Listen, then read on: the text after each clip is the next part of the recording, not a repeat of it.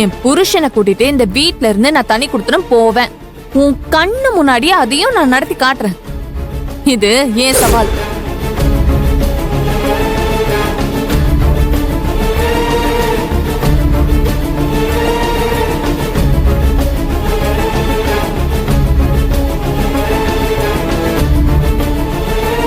என்னம்மா செல்வி, என்னம்மா இலையை இப்படி கட் பண்ணிக்கிட்டு இருக்க?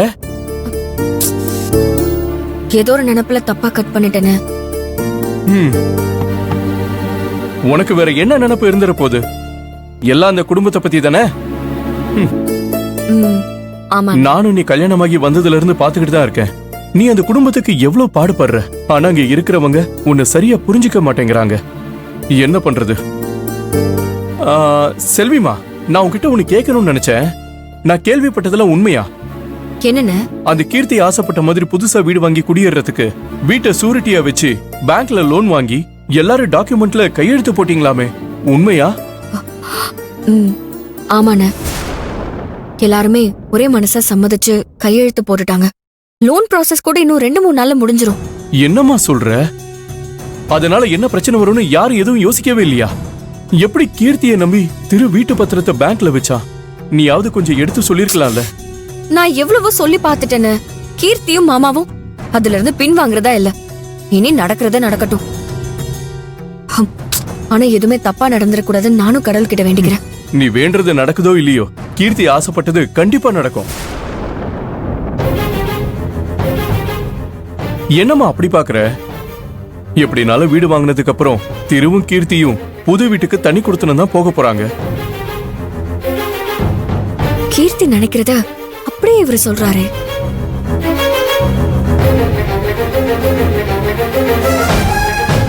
அண்ணே, ஏன் அப்படிலாம் சொல்றீங்க? அதெல்லாம் ஒண்ணும் இல்லன்னு. தனியா போகாம வேற என்ன பண்ணுவாங்களா? சண்முகம், அந்த கீர்த்தி ஒண்ணும் என் பொண்ணு மாதிரி புத்தி இல்லாதவ இல்ல. அவ கெட்டிக்காரி. யார எப்படி கவுக்கணும்னு வித்த தெரிஞ்சு வச்சிருக்கா. ஏமா இப்படி எல்லாம் பேசுறீங்க? பின்ன எப்படி பேச சொல்ற சண்முகம்? நான் பேசுறது உண்மையா இல்லையா? நீயே சொல்லு. அந்த கீர்த்திக்கு இவளுக்கும் ஒன்னதானே கல்யாணம் ஆச்சு. ஆனா பாரு, இப்ப அவ கர்ப்பமா இருக்கா. அது மட்டும் இல்ல, புருஷனை கைக்குள்ள போட்டுக்கிட்டு புதுசா வீடு வாங்கி தனி கொடுத்தனும் போறா. இப்படி இருக்கிறப்போ இவளும் புத்திசாலித்தனமா யோசிச்சா இவளுக்கு தானே நல்லது. கடைசி காலத்துல நாங்களும் சந்தோஷமா இருப்போம். என்ன பண்றது? கீர்த்தி மாதிரி சுயநலமா நினைக்கிற ஒரு பொண்ணை நாங்க பெத்து வைக்கலையே. எங்களுக்கு வாச்சது அவ்வளவுதான்.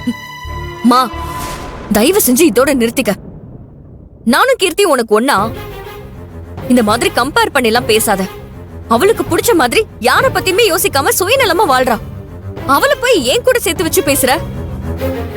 நான் எனக்கு பிடிச்ச மாதிரி தான் வாழ்வேன், வாழ்ந்துட்டு இருக்கேன். அத நீ தெரிஞ்சுக்க. ஏய், நான் இப்ப என்ன சொல்லிட்டேன்னு எகிரிட்டு வர? உண்மையதானே சொன்னேன். என்ன கேட்டா அந்த கீர்த்தி பண்றது சரின்னு தான் சொல்லுவேன். மா, இங்க பாரு, இதுக்கு மேல ஒரு வார்த்தை பேசாத. ஒரு பொண்ணு கல்யாணம் பண்ணி கொடுத்துட்டா அவ புகுந்த வீட்டுலதான் ஆயுசுக்கும் வாழணும். அப்படி அவளோட ஆயுசு முடிஞ்சா கூட அவளோட பொணம் புகுந்த வீட்டுல இருந்துதான் சுடுகாட்டுக்கு போகணும், பிறந்த வீட்டுல இருந்து இல்ல. அதுதான் பொண்ணா பிறந்தவங்களுக்கு பெருமைன்னு பெரியவங்க சொல்லுவாங்க. இது எல்லாத்தையுமே நீ தான் எனக்கு சொல்லி தரணும். ஆனா இங்க எல்லாமே தலைகீழால நடந்துட்டு இருக்கு. எல்லாம் கால கொடுமை. இத பாருமா, எப்பயும் சொல்றதுதான் இப்பவும் சொல்றேன். நான் இந்த வீட்டுல இருந்து வருவேன்னு நீ கனவுல கூட நினைக்காத. அது நடக்கவே நடக்காது. இந்த அறிவும் தெளிவும் என் பொண்டாட்டிக்கு இருந்திருந்தா நான் சந்தோஷமா இருந்திருப்பேன்.